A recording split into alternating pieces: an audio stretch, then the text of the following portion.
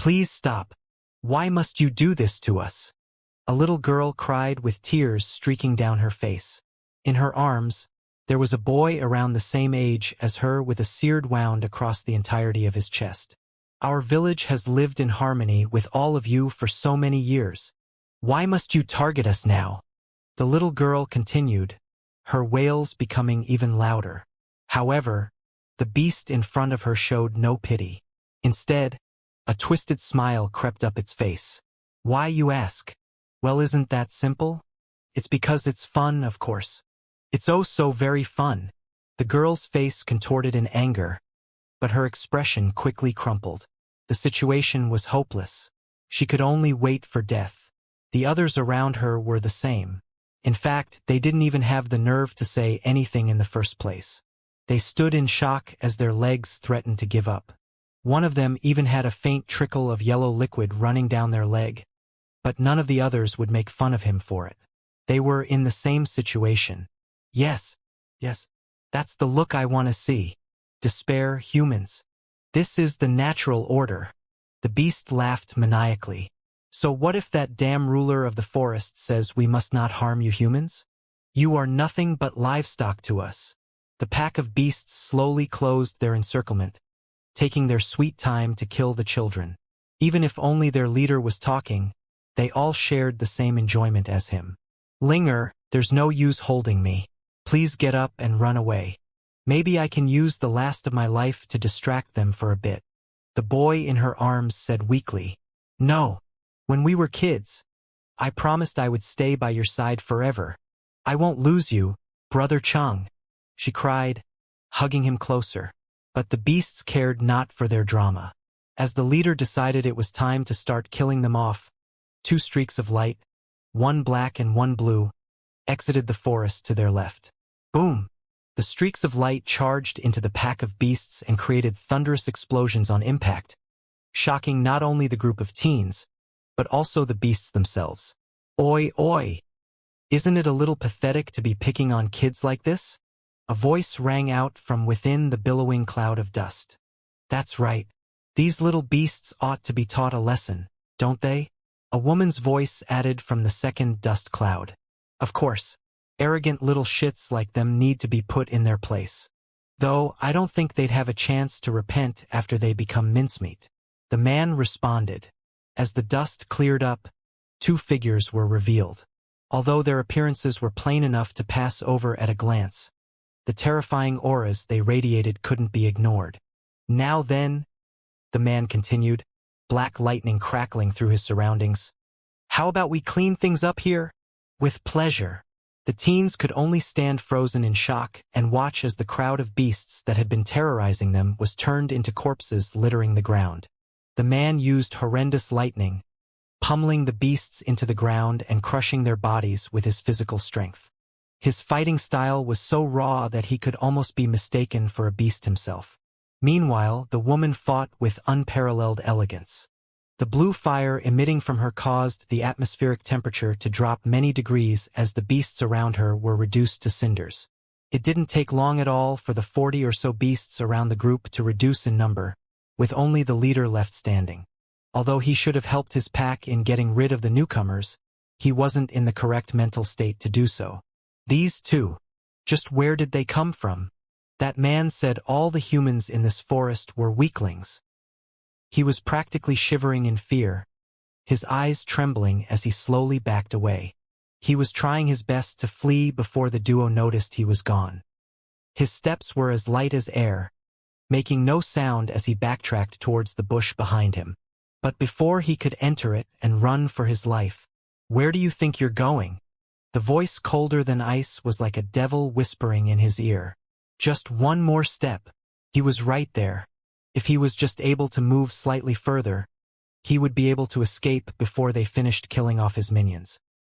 He even ignored the man's piercing voice that indicated he was already discovered. At that moment, a primal and horrifying killing intent locked onto him. It was so fierce that it was almost palpable. This. The leader couldn't move. Even if he had lived many tens of years, even he hadn't accumulated a killing intent as strong as this one. No matter how he tried to run, No matter how he tried to even move a single muscle, it was impossible. What is this? It was like the aura of a beast. An aura even fiercer than any beast he had ever met and more horrendous than even the man who made him submit. The pack leader raised his head with difficulty, trying to see what was going on in front of him. But he was met with only a pair of deep red eyes that made even his soul quake in fear. "Didn't you hear me the first time?" the man said once again. "Where do you think you're going?" It was no longer a question. He no longer felt he had a path to survival. The beast felt the command in those words. "Stay right here until I tell you to move." Based on pure aura alone, the beast knew he was stronger than the man who was trying to command him. Yet, my body won't listen to me. He was forced to wait patiently and watch as his brethren were slaughtered. Even if he didn't care about them that much, he knew that it was his fate next.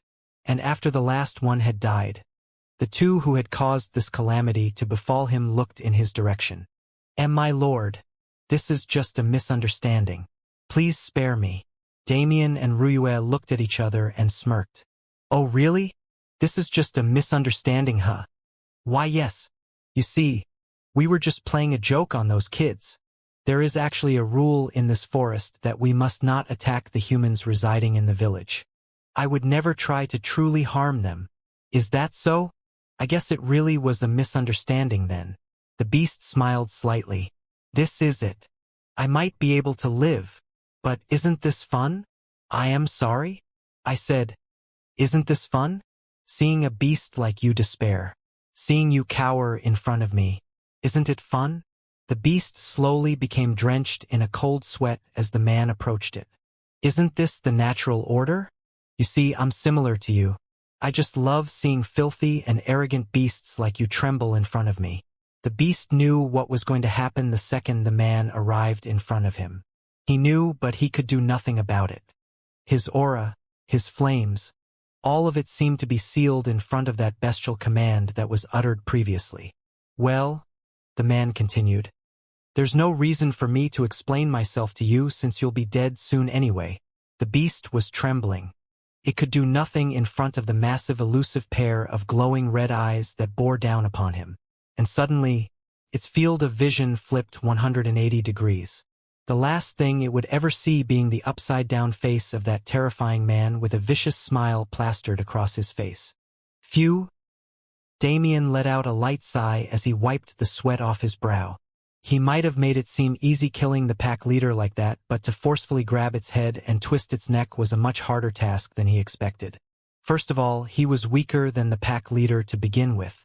It would be a miracle if he suddenly had the strength to pull such a move, and secondly, he was forced to slightly distort space to pull off his prior actions. The latter was a bit troublesome since he was hiding his spatial affinity in case someone decided to dive into their backgrounds when they reached the meeting ground. Still, he believed that he had disguised it well enough to be unnoticeable. Not to mention, using his aura suppression in such a way was a bit mentally tiring. To be exact, it was using his killing intent alone. Usually, his killing intent was naturally incorporated into his aura whenever he released it, so he never bothered to isolate it. But for the purpose of suppressing the pack leader with his most bestial aura, he had done so today. It wasn't a particularly strenuous process, but it took more effort than simply releasing his entire aura. In the end, though, it was worth it. His level had jumped all the way to 125, leaving him 1/4 of the way through 3rd class. "Be benefactors," a trembling voice snapped Damien out of his thoughts. His gaze refocused on the little girl from before. Noticing his gaze, the girl couldn't help but feel fear. She had seen how he effortlessly killed a beast that was stronger than she could ever imagine, and she had heard the terrifyingly cold words he had uttered before he had done so. How could she not be scared?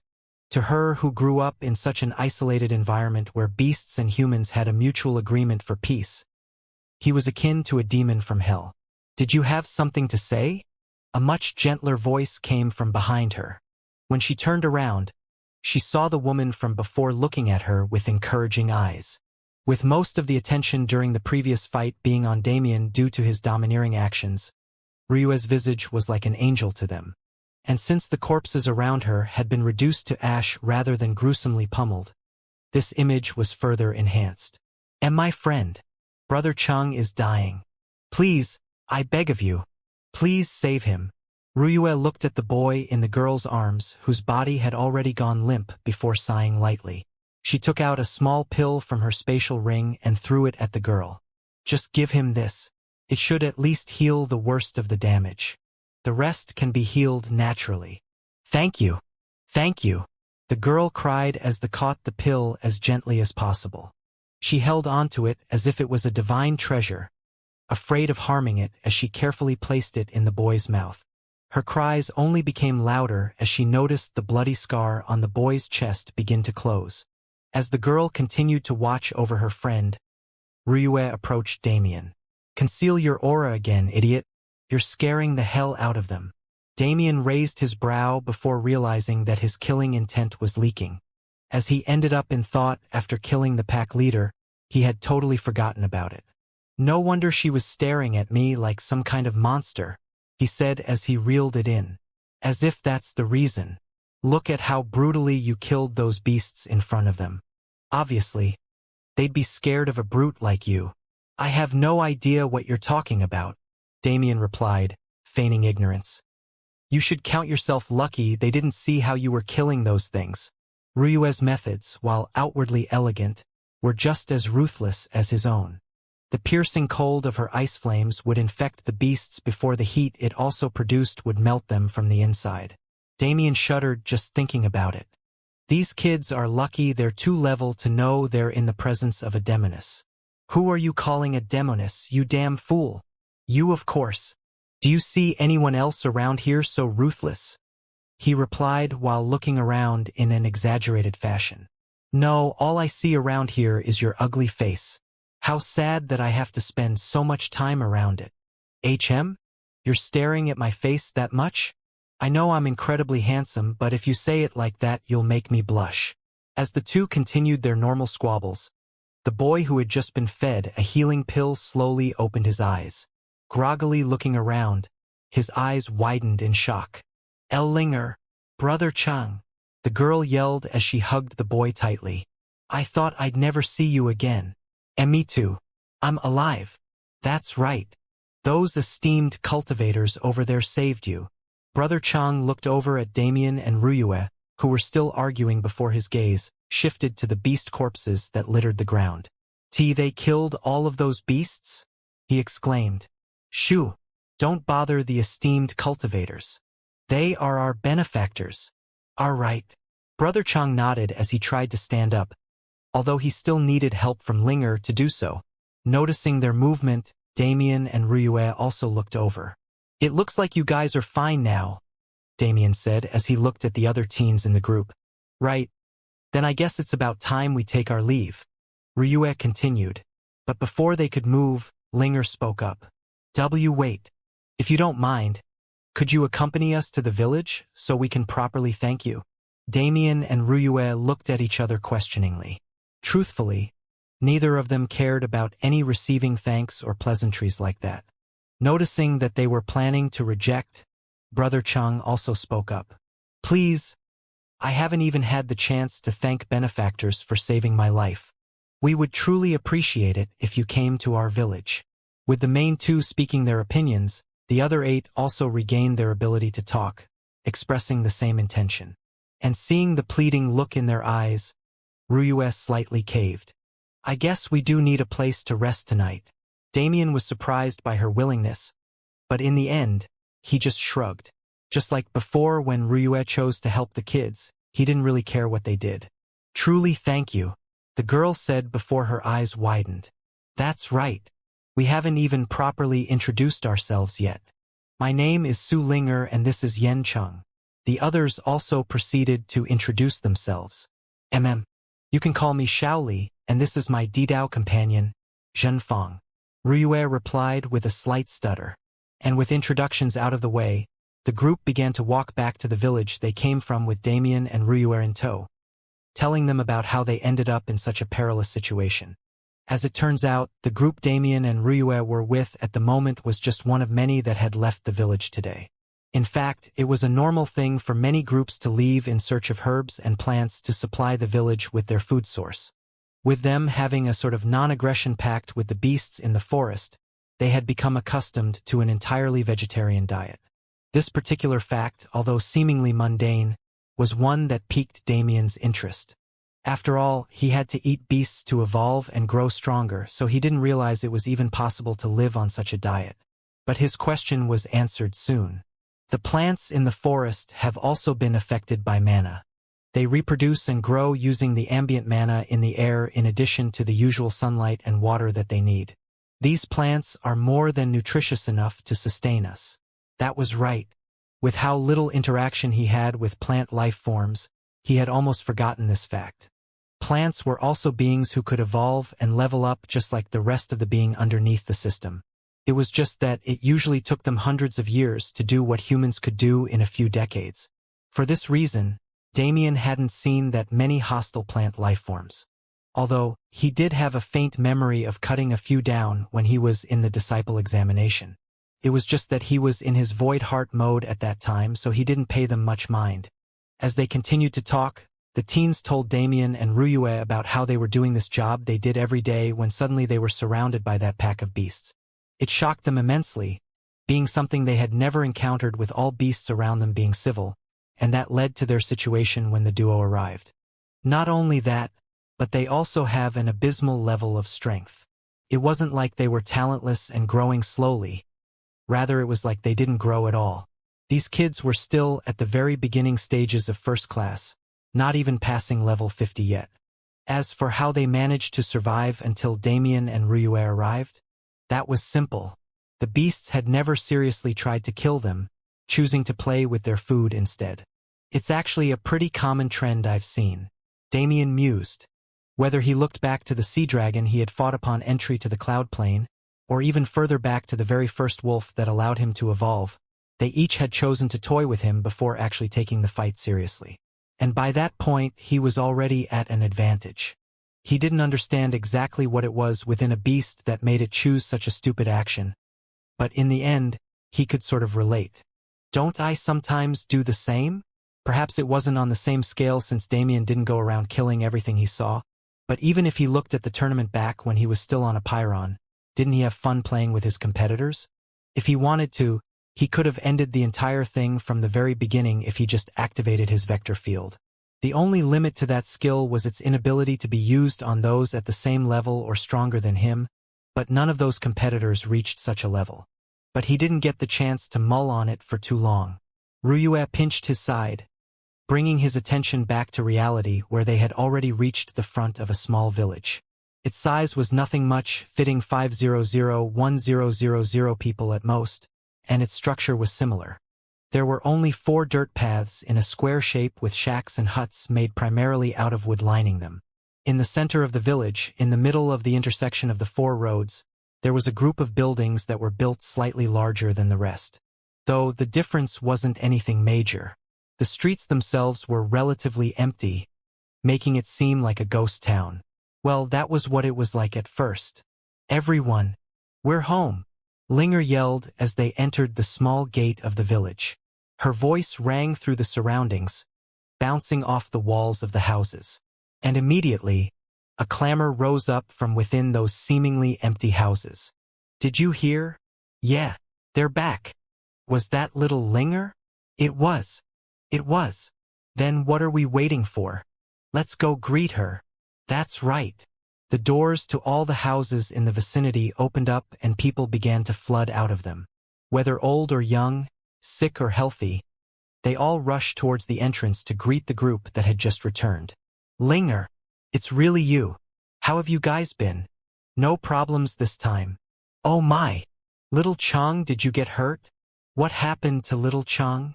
The crowd immediately barraged the group with questions, becoming even more frantic when they saw Yen Cheng's bloodied robe. Linger was a bit flustered, but not by much. This was a generally normal scene to see in the village. Even if they lived in harmony with the beasts, it was only due to the current lord of this region's command. They could never help themselves from being concerned in case something truly happened. Guys, it's okay. We are just fine. But we have something we urgently need to talk to the village elders about, she yelled, grabbing everyone's attention. It was only once they calmed down that they finally noticed the two new faces in the back of the group. Linger. Who are they? They are our benefactors. Everyone, please give us some space first. We will come and let you all know what happened afterwards. Seeing the serious expression on Linger's face, the villagers reluctantly made a path towards the shack in the middle of the village. All the while, their eyes were still focused on Damien and Ruyue. However, the duo was no stranger to many gazes being focused on them. Ruyue was an important figure of one of the four great clans, and Damien was, well, he always tended to show off and gather attention on himself. The duo simply smiled kindly towards the villagers they passed as they followed Linger. Arriving at the foremost hut in the middle of the village, Linger knocked before asking in a much more polite tone than she used for the villagers. Head Elder, please allow us to come inside. We have very important matters to tell you of. Come. The response was instant. The aged voice of a woman answered Linger's query as the door to the hut lightly swung open. Entering inside, Damien noticed that there was something odd in the air. Rather, there was something off about the mana within this enclosed space. The windows were all tightly sealed, and even when the door opened it didn't seem like it had truly opened, as none of the mana trapped within this room was allowed out. And in the center of this odd atmosphere sat a wrinkled old woman with a gentle smile on her face. Welcome, travelers, to our humble village. I hope we haven't bothered you too much, the elderly woman said softly, inviting them to sit across from her. There was hardly any furniture in the room, with the small table in front of the woman being the centerpiece, but Damien had no problem with this. He went and sat on one of the cushions surrounding the table while Ruyue followed suit, sitting down next to him. Linger and Yen Chang did the same, sitting on the opposite side of them. Nice to meet you, Damien said. My name is Zhen Fong and this is my wife, Shaoli. The old woman nodded without much thought. No need for a reintroduction, as I have heard it the first time. As for me, you can simply call me Elder Baba. Damien raised his brow questioningly, wondering how she could have heard it when they had introduced themselves far from the village, but he suppressed his doubts. It was already evident that something strange was going on here. Oh ho, you seem to be a curious young man, aren't you? Elder Baba said with a smile, noticing his expression. Ah, it can't be helped. After all, the mana in this room is too strange for me to not be curious. This time, it was the elder's turn to be surprised. Your insights are much sharper than I'd expected. It's nothing much. The elder looked at him deeply before turning to Linger once more. You said you had something to discuss with me? Ah, that's right, she exclaimed. Elder, we were attacked by beasts on our gathering trip today. If it wasn't for esteemed cultivators, we would have surely died gruesome deaths. Elder Baba raised her brow before looking back towards Damien, who simply shrugged his shoulders in response. It's nothing much. We were just passing by. Ruyue, who had been watching the whole interaction, was especially confused at this point. It was one thing to not want to receive thanks for their deeds, but it was another to adopt such an attitude. Damien at the moment was acting much more indifferent than should be logical in such a situation. His responses were so curt that they left no room for questioning. It was almost as if he was trying to draw a line that shouldn't be crossed, or he was trying to avoid staying here for too long. And to be honest, that was exactly what he was doing. The more time he spent in this room, the more his eyes flashed danger signals in his mind. The mana in the room continuously tried to invade his body even without his active pull, as if it was trying to scour him or read him. It was the same strange feeling he had when he first entered the hut, but as time passed it became much more prevalent, allowing him to gain a slight understanding of what was happening to him. During his time at the Celestial Star Palace, he mainly focused on training himself in the areas he already specialized in. But he didn't stop there. The sect had a specialty that was widely known throughout the world. It was a sect that raised seers. Although he wasn't personally interested in embarking on that path, he didn't think it would hurt him to gain knowledge about it. Whether he would be able to use that knowledge to his advantage later, or it would allow him to counteract anyone who tried to use such techniques on him, it would still be useful. It was this research that he was remembering at this moment. Seers need a medium to foretell the future or destiny of the ones they are trying to read. If it's on a larger scale, such as the fate of a world, such a medium would be the earth itself, but when it was related to a single person or group, something more personal was needed.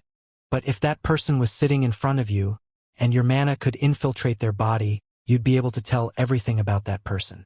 Well, this wasn't an ability unique to seers, as anyone who could spread their awareness could achieve such a thing. But the results of such actions mean something entirely different to a seer. With such an in-depth understanding of a person's body, the seer would be able to use their mana as a medium to foretell that person's fate. And Damien was sure of it. He didn't understand why the mana in the room had such a foreign feeling, as if it was mixed with something it shouldn't, but he was sure about what this elder was trying to do. The only thing that confused him was why he was the only one being targeted. He could clearly see the movement of the murky mana in the room, and it was all centered around him. Even though Ruyue was sitting right next to him, it was as if the mana avoided her like the plague. He didn't know this old woman's intentions, but he didn't care. There was no way he'd let some random stranger take a peek at even a single secret of his, especially now that they were taking on other identities for their mission. Damien! Damien! He was awoken from his thoughts by Ruyue shaking his shoulder. Apparently, the conversation had been continuing without him while he was ruminating over these things. And at the same time he was brought back to attention, the mana in the room returned to its static state, unmoving. "Thank you for the information," Ruyue said as she gave a slight bow to the elder. "We will be leaving now, but we will make sure to take care of the problem before we continue our journey." Without another word, she grabbed Damien and dragged him out of the hut, and then proceeded to walk him out of the village entirely. "What was that?" she demanded after they had reached a far enough distance away. "What was what?" he asked. "Do you really not know? Or are you just pretending not to know?" "No. I seriously have no idea what's going on," Ruyue sighed while massaging her forehead. "The whole time we were there, you were staring at the elder with murder in your eyes. It looked like if I didn't take you out of there at that moment, you really would have killed her." "Huh? What are you talking about? I wasn't planning to kill her at all." "What?" "Yeah, I'm serious. That whole time, I was combating that old hag's mana that kept trying to invade my body. There's no doubt about it." "What are you talking about? That woman didn't even have a cultivation base." "Huh? Then what was that murky mana that was encapsulating the entire hut? It was specifically targeting me as well." Ruyue frowned as she thought about it. She didn't sense anything like that while they were there, and the elderly woman didn't give off any suspicious impressions. Rather, it was Damien that seemed to make the mood in the room plummet. But she had been with him for many months now and had a pretty good grasp on his personality. First of all, he wouldn't lie about something so stupid, and second, he most definitely had something special that allowed him to perceive mana differently from others. Her frown deepened as she tried to rationalize things, but it was to no avail. "Whatever, we can figure it out later. For now, let's get on with the task I accepted from the elder. Apparently something is going on in the forest recently, and beasts are becoming wilder. I agreed to find the culprit and try to stop the problem for them." Damien sighed, feeling like he was getting roped into a bunch of business that he had no part in, but only a second later, his eyes lit up. "Wait a second. Isn't this basically a side quest?" Side quests were always fun to do, especially when they had a boring few days of just traveling ahead of them, but Damien knew they couldn't take too much time on this. Even if they had time before the event began, they still had to get there as soon as possible so they could accurately blend in with the crowd and perhaps even gain some useful information. At the moment, even if their identities allowed them entry into the event, they wouldn't be able to gain anything substantial. They were just average sect disciples at the end of the day. For them to achieve something worthwhile during this mission, they needed to properly infiltrate and earn trust. They only had 9 months until the secret realm opening, and the conference was supposed to last 3 months at most. Their schedule for the coming year or so was absolutely packed. Even a short excursion like this one would be problematic. He was sure Ruyue knew this as well since she seemed better at the whole planning thing than he was, but she still decided to do something like this. Say, do you perhaps have a soft spot for kids? He suddenly mentioned, trying to find a reason for her actions. No, not particularly. Why do you ask? I mean, why are you going out of your way to help strangers like this, when we have much more important tasks to fulfill? Ah, that. Besides, aren't you the senior sister who's always cold and lofty towards everyone else? Is there something about this situation that's different? Ryue's brow furrowed once more. Even if she was slightly offended by how he perceived her, she knew he was right. Even she found it odd that she was acting in such a way. And it wasn't just the village situation. The first time her cold front had been derailed was by the man standing in front of her, though he didn't seem to realize it. Since that first day they had a lesson together, her world had become more colorful. It almost made her forget about the problems she had before he arrived. But every time she left his and her master's presence and went about her normal day, she was forced to remember it all by the people around her. She was forced back into that cold front that she always put up. The way they looked at her like a chess piece to be moved as they pleased, the way people tried to fawn on her so they could gain connection to her clan. She hated it all. She never liked the spotlight, and if there was one thing she was thankful for, it was that she was born a woman and wouldn't be forced to inherit rulership over the clan.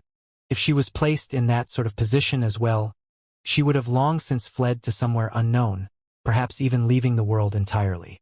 That was just the kind of person she was. She despised the political schemes and society that she was born into. But it was different now. She was no longer Shui Ryue. She no longer had status. She was simply Xiao Li, a rogue cultivator that nobody knew or cared for. Perhaps her inner desires were taking precedence due to her change in identity. Maybe it was that she didn't want to be cold anymore. Seeing the complicated look in Ryue's eyes that was coupled with a hint of yearning, Damien sighed lightly. It wasn't like he didn't understand where she was coming from, especially after spending so much time with her. But he didn't see this change as something natural. He didn't want to ruin her mood, nor did he want to sour their relationship by being too blunt. And so, he decided that if things were truly the way he thought they were, he'd just let her find out for herself. His only hope was that she didn't return to being an icy wall in the aftermath. Well, it doesn't really matter, Damien said, snapping Ryue out of her thoughts. In the end, we don't have much time to complete this little request you've taken. So we should split up and search the forest. I remember the leader of that beast pack muttering to himself about some man that forced him to submit. So make sure to keep your eyes out for humans or humanoid races. Yeah, the elder also mentioned something similar, Ryue added. Not just a lone man, but a suspicious group has been lurking around this forest recently. She was only able to find out through the scouts of the village, but we should be fine, since our strengths far outweigh theirs. Don't drop your guard either way, Damien reminded her. No matter what, you can't just blindly trust the information you were given. Be sure to find something concrete before engaging in combat. Also, be sure to contact me when that happens so we can be safe. Ryue nodded her head, albeit reluctant that they had to rush, and ran off eastward. Watching her back fade into the distance, Damien once again sighed. Let's just get this over with. The forest they were currently in wasn't actually that large. At most, it was the size of a small state. For those villagers who hadn't taken the time to level up properly, perhaps this distance was immense. But to Damien, it was nothing. The more he leveled up, the larger his scale of reach was. His destruction prowess had already reached the level where if he put all his mana into it, this whole forest could be razed to the ground. But that was both inefficient and unnecessary. The only reason he thought about it was so he could get a true grasp of how big his range was now. Still standing in the same spot he was before Ryue left, Damien spread his awareness to its utmost. The entire layout of the forest became clear to him. From the spread of vegetation to the location of every beast pack, it was all within his eyes. And in a particular secluded cave in the forest, he found the human he was looking for. It was a man about 6 feet 5 inches in height with an incredibly burly build. He was like a tank in human skin. He sat within the cave and chewed on a stalk of grass with a wide grin on his face, seemingly celebrating something. And while Damien was prepared to teleport over there and deal with the problem immediately, he noticed he did not need to. The man's aura clearly indicated that he was still within the mid-levels of third class, probably at the core expansion realm.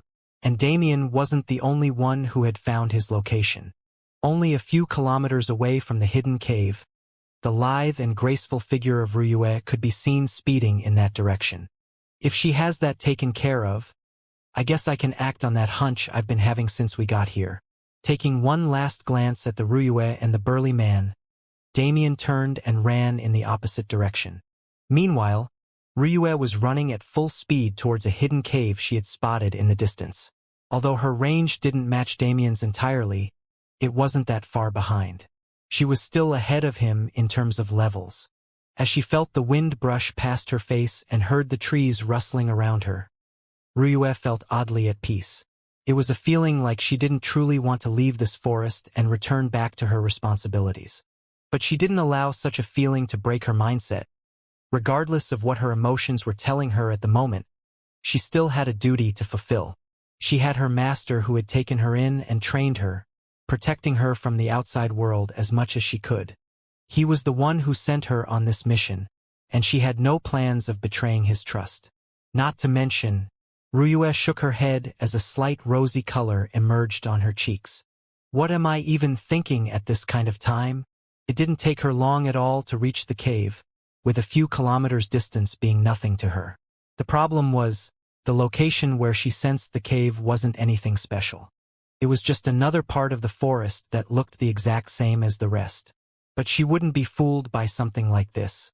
Perhaps if her perception wasn't up to par, this kind of disguise would force her to doubt herself, but that wasn't the case. As she was about to enter, Ryue hesitated slightly. "Be sure to contact me when you find them just to be safe." Those were the words he said to her. Glancing at the messaging talisman that was sitting in her spatial ring, Ryue paused. She didn't know whether she actually wanted to call him or not. While it warmed her heart that he cared about her safety, she also didn't feel like it was necessary to have him here. There was only one person within the cave and his level wasn't that far apart from Hera, so she should be able to handle the situation without him. There were also supposedly more people hiding in the forest, so she thought it might be best if he continued searching for them. Spreading her awareness to cover the area of the forest she was in, Ryue noticed that Damien wasn't anywhere nearby. It would take him too long to come, so there's no point. Besides, I don't need protection for something minor like this. She firmed her resolve, taking her attention away from the messaging talisman before walking forward without hesitation.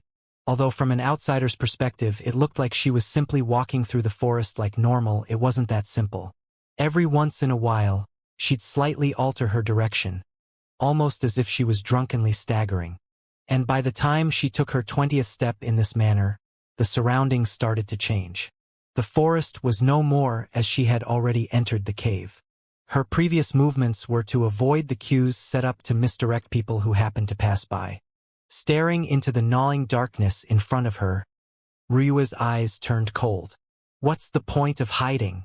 You already know I'm aware of your position." "Ahahaha. It seems like I've been caught. Though I didn't expect it to be a beauty like you who did so," a rough voice responded. Out of the darkness emerged the massive figure of the man Damien had seen previously, the stalk of grass still within his mouth. "So? Did you come to play with me? Or is there something else?" he continued, his gaze becoming lewd as he scanned Ryue's body. Even in her disguise, her proportions were still above average. It wasn't a surprise that a man like this, who was obviously in his barbaric tendencies, would immediately become lustful. Even a child would be smarter than you if you truly think that. "I'll make sure that you can't speak such filthy words again once I'm finished here," Ryue responded in disgust. The tips of her fingers began to glow as blue flames appeared on top of them. The man grinned widely, grabbing a massive battle axe strapped to his back. "Good. I haven't had a proper battle in a while, so I hope you can entertain me." The man immediately charged, his footsteps thundering and causing cracks to appear on the cave floor. Ryue didn't follow suit, however, opting to keep her distance. She swung her arms upward, causing arcs of flame to shoot in the man's direction. As if that wasn't enough, 10 swords made of the same fire materialized in the air around her before following the previous arcs. The man halted his advance, his expression becoming more serious as he heavily swung his battle axe. HAAA!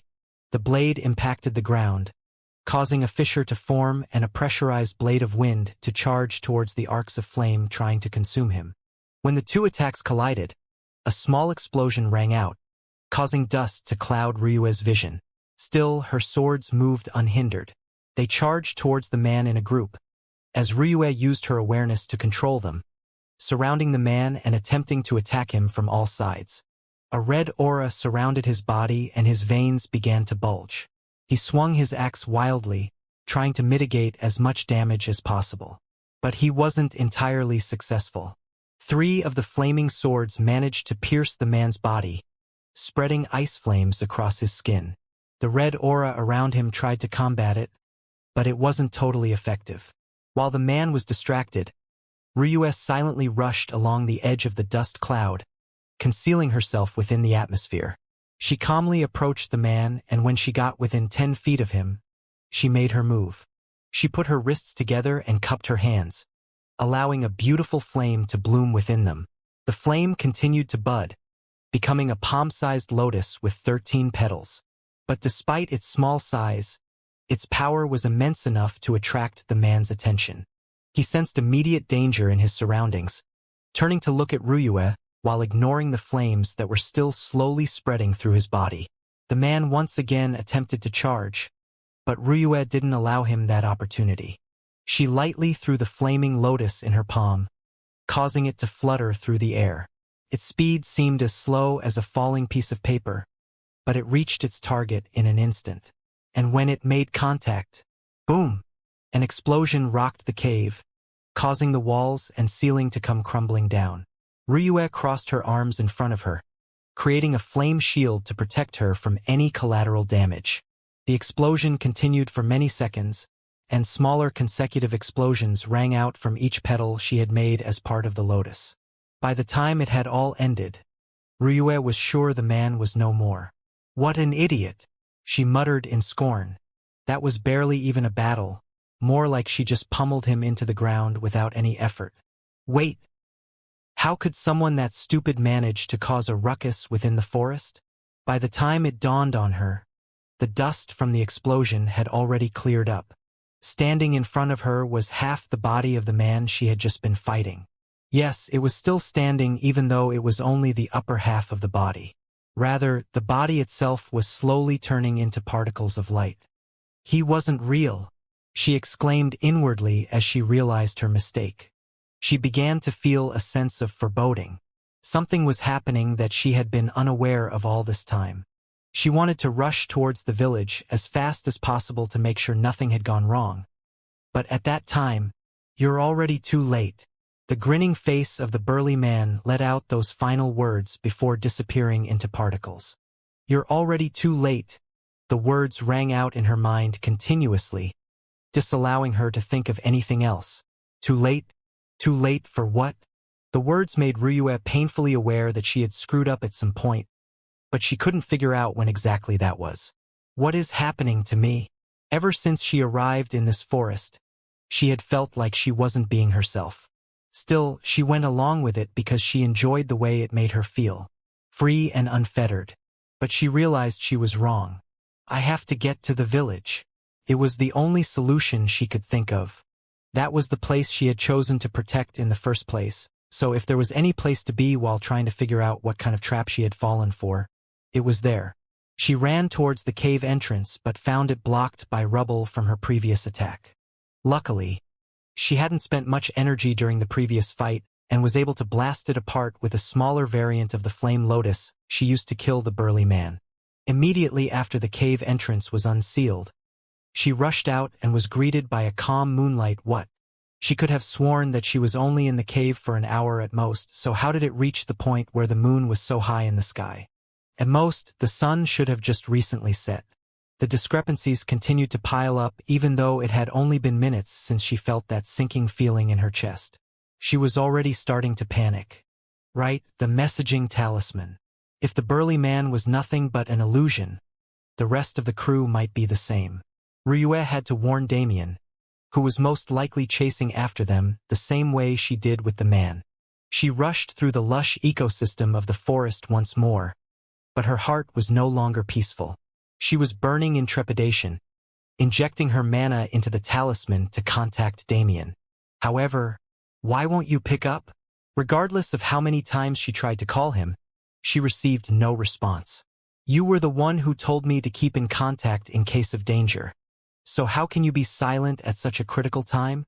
She felt slightly betrayed but pushed the feeling down. There had to be a reason he wasn't answering. He must be in trouble right now. She continued running in a linear path, making her way back to the village, but the distance was too far to reach in a short period of time. She was many kilometers away, but still she wasn't a third-class existence for nothing. Let alone the power boost she received from the moon at nighttime due to her affinity. She also had the new flames she had just awakened. Flames shot out of her feet like a jet engine and her speed increased manifold. She zoomed through the forest while leaving a trail of permafrost in her wake. And after 10 minutes of fierce sprinting without care for mana consumption, she finally saw light in the distance. It's there. She sped up once again, reaching the village in half the time it would have taken her at her previous speed. But when she arrived, she noticed that it was oddly quiet. It shouldn't have felt odd considering how it was late at night at the moment, but there was an eerie atmosphere hanging in the air that she couldn't ignore. She slowed down her pace as she entered the wooden gates of the village, heightening her senses and maintaining her wariness towards the surroundings. Looking side to side, she noticed that most of the houses were still filled with light, even though the silence indicated everywhere. Ryue frowned at the sight but continued moving forward. Since the village wasn't large at all, it didn't take her long to reach the center. But when she did, she almost regretted coming back in the first place. The dirt ground surrounding the central huts where the village elder lived was stained in red. The pungent smell of blood invaded her nostrils as if wanting to force her to continue looking at the scene. Strewn across the ground were various pieces of bloodied flesh, the largest pieces resembling human limbs. Although such violence wasn't new to Ryue, this particular scene made her want to vomit. However, she suppressed her feelings once again and continued forward. The chunks of flesh slowly got larger, before entire upper bodies and heads entered her vision. Those are. She was staring at a particular set of bodies. Their arms were intertwined as if they were hugging, but their heads were both missing. In fact, they were present only a slight distance away. It was a young girl and boy, both with horror-stricken expressions. The tears that had streaked down their faces when they were still alive were still fresh. It was Linger and Yen-chan that she and Damien had saved when they first arrived in the forest. It wasn't just them. Various members of the village and even some of the other children that had been a part of that first group could be seen, lifelessly laying on the ground. Ryue's steps faltered, tears threatening to appear in her eyes. Even if she had only met them for a brief period, their innocence was something she admired.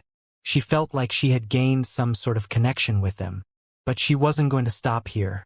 She had to figure out what it was that caused this tragedy.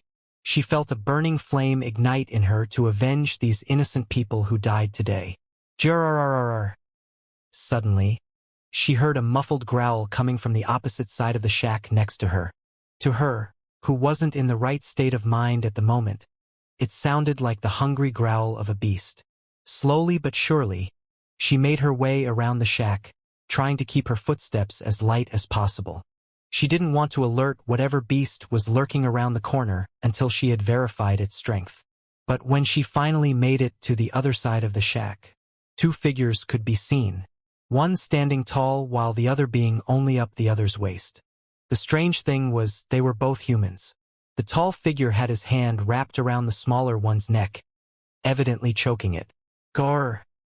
Once again, the growl rang out, and it was clear it came from the taller figure. Ryue concentrated her gaze on them, but she couldn't see them in this darkness. And as if responding to her wish, the moonlight shifted gradually, shining light on the scene in front of her. Copious amounts of blood covered the figures of both individuals, to the point where it was obvious it wasn't entirely their own. The tall figure had elongated fingers that looked more like claws digging into the smaller one's neck. Even more blood was pouring out of wounds on both of their bodies, with the smaller one being more injured. With this level of gore, Ryue could barely tell the identity of the two figures. That is, until the moonlight fully illuminated the area. In front of her eyes was a man with an unforgettable pair of amethyst-red eyes and cross-shaped pupils. In the process of killing the kind elder Baba she had met only a day prior. Ryue stared in shock at the scene of her junior brother strangling the kind village elder she had agreed to help before they left the village. She couldn't understand what was happening. Her emotions were in such turmoil that she could barely think straight. Blood everywhere, holding an innocent by her throat. The image that was painted in Ryue's eyes was clear. "Why you?" She looked at Damien in disbelief, trying to get the words out. "You killed them all?" She wanted to say it, but the words got stuck in her throat. Rage began to bubble inside of her. She knew that Damien had a beast inside of him, something he couldn't control. She had seen it herself when they were subjected to Tianyang's aura suppression. But to think he would go so far. Her rage reached its peak and she couldn't take it anymore. Bluish-white flames burst forth from her hands and encased her whole body. Let go of her. She screamed in fury, discharging a massive wave of flame towards Damien. But she didn't stop there. Flame swords like the one she used before and explosive lotuses with all 13 petals were thrown at his location. But despite the flurry of attacks charging towards him, Damien didn't move. A strange power left his body, causing slight ripples in space. And then, when the plethora of flaming attacks reached within 5 meters of his body, they disappeared. Well, not all of them. The massive wave of flames was gone entirely, but the rest of the attacks were still there. Only they weren't moving forward in the slightest. No matter how Ryue urged them or tried to increase her output, her attacks seemed to be stuck in a deadlock. Damien suddenly raised his arm that wasn't holding on to Elder Baba and flicked the air in front of him lightly. Following this movement, the barrage of flames shot forth once more. Except they were flying towards the sky, no longer on the path Ryue had set them towards. Boom! A massive explosion rang out in the night sky, resembling fireworks. When Ryue looked back at Damien, she was met with a pair of incomparably cold eyes. However, his gaze didn't stay on her for long. Despite the anguish that was present on her face, the pain of betrayal she was currently feeling, he ignored her. Or at least that's what it seemed like. When those ice-cold eyes returned back to meet the eyes of the figure in his grasp, 2 emotionless words left his mouth. Release her. Emotionless? No, that wasn't the right word. Those 2 words contained an unbridled fury that surpassed even the fury Ryue was feeling at the moment. Damien at the moment was like a volcano on the precipice of eruption.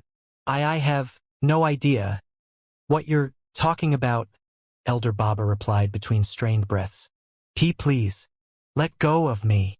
Ryue's anguish only heightened at the desperate cries of the elder. But before she could attack Damien once more, she felt a restrictive force encase her body, limiting her movement. Stay there for now.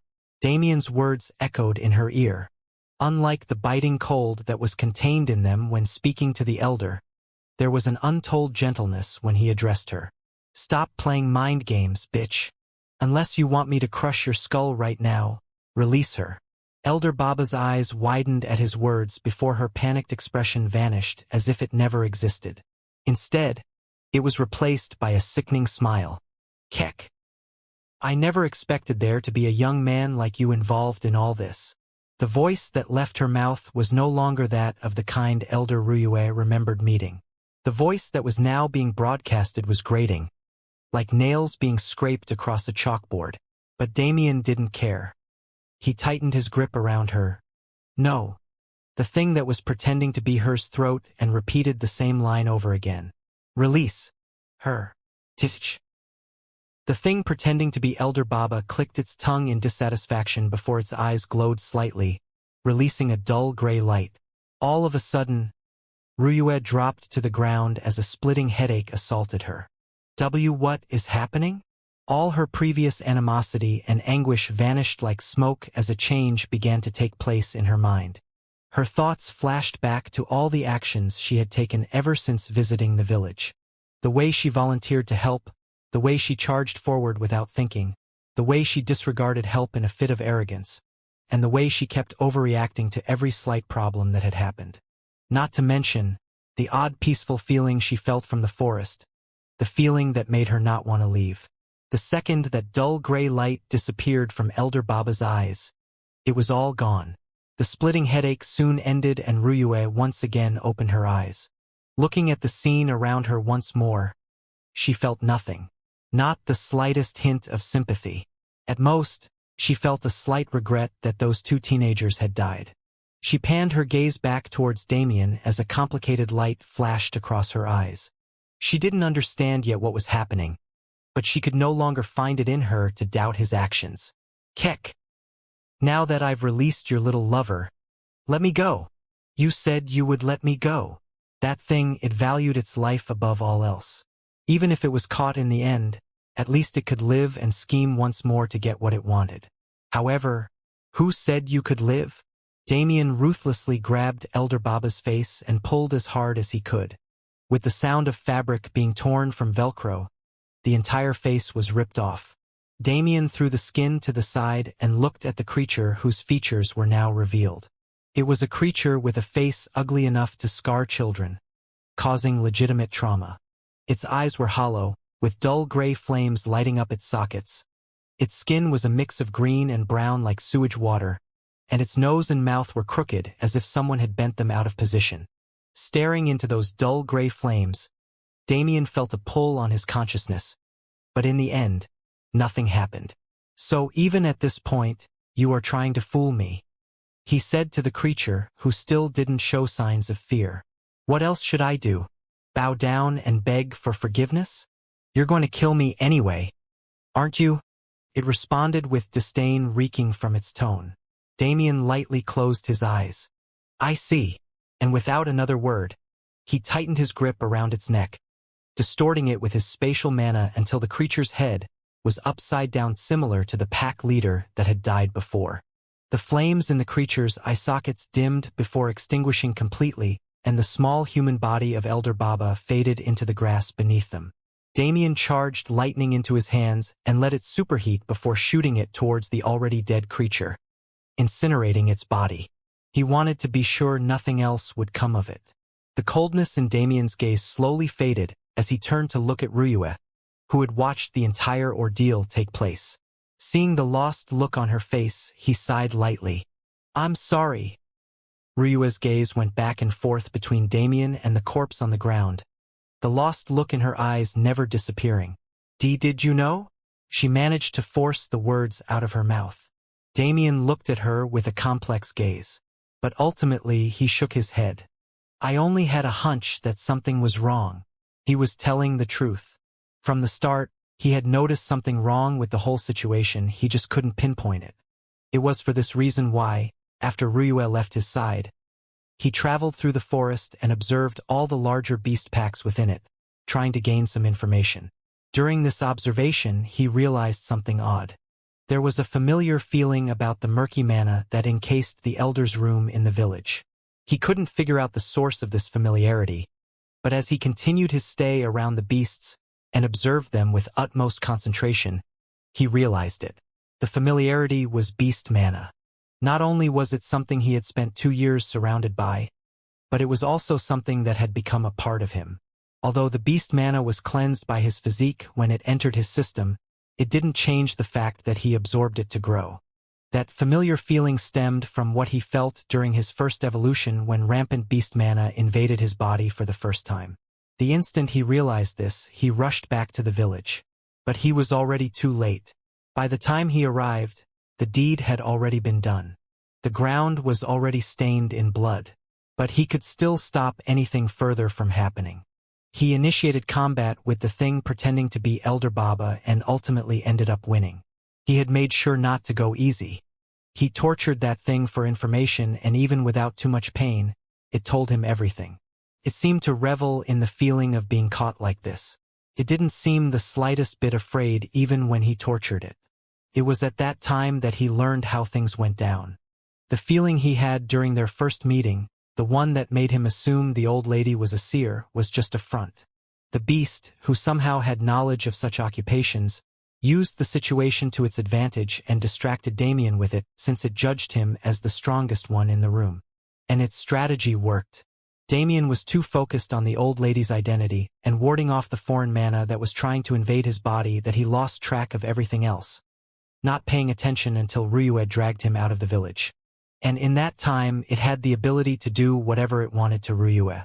It manipulated her emotions and her perception with its strange ability, forcing her to act out of character. But it felt natural to her. It led her to act according to its plan, fighting against the illusion it set up far away from the village while Damien was dragged along as well. The only thing it couldn't predict was Damien's movement after everything was over with. It had expected him to go along with Ryue, or at least it didn't expect him to return to the village until it had left. But Damien was a variable it couldn't control. If it wasn't for his familiarity with beast mana, if it wasn't for his evolver title, perhaps the beast's plan would have worked. And once this exchange had ended, Ryue showed up. Damien was already furious after learning the prior information, and seeing how Ryue attacked him without a second thought, he became enraged. He didn't even continue questioning the beast before killing it, succumbing to his desire for its death instead. Damien sighed once again as he finished recounting the series of events to Ryue, whose eyes were no longer lost. Instead, they were colder than even his when he was looking at the beast. She closed herself off again. This was the outcome Damien wanted least. He knew that after learning how she was manipulated, she would be affected like this. He just didn't expect it to be so bad. Even when she looked at him, her gaze was freezing. There was none of the familiarity she held previously. And frankly, he couldn't bear to see her like that. Damien's gaze became determined. He walked forward, ignoring the unapproachable aura surrounding Ryue and even her dead eyes as she gazed at him. Ryue backed away as he approached, not wanting to speak to anyone at the moment. Her mind was tumultuous and her heart was in chaos. If it wasn't for my childish dreams, if it wasn't for my personality, if I had just listened to what he had told me. Inside her head, she kept blaming herself for what happened. She wouldn't let herself be happy anymore if it meant she might get sucked into a situation like this again. She felt like she was willingly becoming a caged bird, but she didn't mind. If that's what it took to solve her problems, so be it. She would kill that childish version of herself that wished for freedom. But as her thoughts reached an apex, she felt two strong hands grab her shoulders. Before she could even process what was happening, she was pulled forward. Her head lightly landed on Damien's chest as his arms wrapped around her shoulders, embracing her. "Don't think stupid things," he said in a soft voice. Even if his words were berating, his tone was too gentle for her to get angry. Her body froze. It wasn't necessarily shock that she was feeling, but she couldn't bring herself to move. She felt comfort in his arms. "No, I'm not allowed to be comfortable. This will only lead to another situation like the previous one." She tried to struggle free of his grasp, but he wouldn't let her go. She was forced to stay within the comfort that she was trying to run from with all her might. "Stop. Please stop. If you don't..." His soothing voice once again entered her ears. "It's okay. Everything will be okay. Running from those emotions won't solve anything, I promise. Just let it out. You have someone here who is willing to listen to it all." "Why? Why are you being like this? Why can't you just be the annoying asshole that you always are?" She cried inwardly. Yet, no matter how hard she tried, she couldn't actually say the words. It seemed like, without even her own recognition, her arms had snaked around Damien's chest, hugging him tightly. It seemed like, without even her own recognition, tears were streaming down her face, staining his shirt. And it seemed like, without even her own recognition, Damien had teleported the two of them to a secluded spot away from the carnage of the village. A spot where nobody would bother them as she cried. He moved one of his hands to her head, gently patting her head and brushing her hair. Every action he took made her want to dive deeper into this warmth, but her brain kept screaming at her that this wasn't the right path. She didn't know what to do. She couldn't fight her feelings, yet she wanted to do it so badly. In the end, she ended up crying in his arms, unable to decide on her next course of action. Xue Ruyue, first and only daughter of Xue Yebai, patriarch of the Xue clan, the little princess of the Xue clan. These were the identities that made up who Ruyue was in the eyes of others, and the traits that represented her. It was the person she was forced to be from the second she was born. Even at a young age, she wasn't shown the love a child should know. Be it her father, her mother, her older brother, or her extended family within the clan, none of them thought much of her. The Xue clan was once a matriarchy, being one of the very few within the cultivation world that could hold such a hierarchy successfully, but that all changed many decades ago. The throne was usurped and the clan was changed, becoming patriarchal like almost every other power in the cloud plane. But the Xue clan used to be a matriarchy for a reason. The women of the clan were usually the ones who inherited the greatest talents, as the clan was centralized around elements that were primarily yin in nature. Even Ruyue was the same. She was born with immense talents, and rather than having a yin attributed element, she had an affinity to yin itself. It was a threat to the patriarchy. If Ruyue ever grew up to be powerful enough, she could very well usurp the throne once again and nobody would dare object. For this reason, she was always shunned. She was looked down upon and seen solely as a tool to further the goals of the Xue clan. They figured that as long as they continued like this, she would never become a danger to them. She grew up never knowing love. She grew up without smiling. There were only two people she could truly show her smile towards: the guard and housemaid couple that took care of her as if she was their own daughter. Even when her parents abandoned her, they were there, caring for her needs and raising her properly. For this, she could never be more grateful. When she reached the age of 16, the visits started. From the other 4 great clans to people from the major sects, they all visited the Xue clan for a chance to gain her hand in marriage. And with the way she was just a pawn to those higher-ups in her clan, they naturally accepted all these visits. She was forced to entertain those young masters and elders who looked at her body with lewd thoughts evident in their gazes. The yin essence of someone with an affinity for yin would be much stronger than that of a normal maiden. But even after all these years of her self-confidence being shattered by her clan, Ruyue had still developed a sense of identity. This was due to those two that raised her with proper morals. She had no desire to be a tool for her clan's growth. She despised the clan itself. And with all these years going by, seeing how nobody actually cared about her and only cared for her materialistic value, she developed an ice-cold exterior. She pushed away everyone and everything and developed an unapproachable air. She became someone those young masters would fear trying to court. Doing so would only lead to their misery. She trained in secret and managed to reach 2nd class at the age of 18, allowing her to be somewhat free from the constant marriage proposals that were thrown at her. But she ended up in a situation she couldn't control. Her parents had chosen to wed her off to an elder of the Jade Heavenly Palace. There was no way she could escape the situation the way she had been doing all these years, so she took drastic measures. She fled the Xue clan and after many months, arrived at the Celestial Star Palace. She passed their disciple examination and climbed the ranks, catching the attention of Grand Elder Tianyang in the process.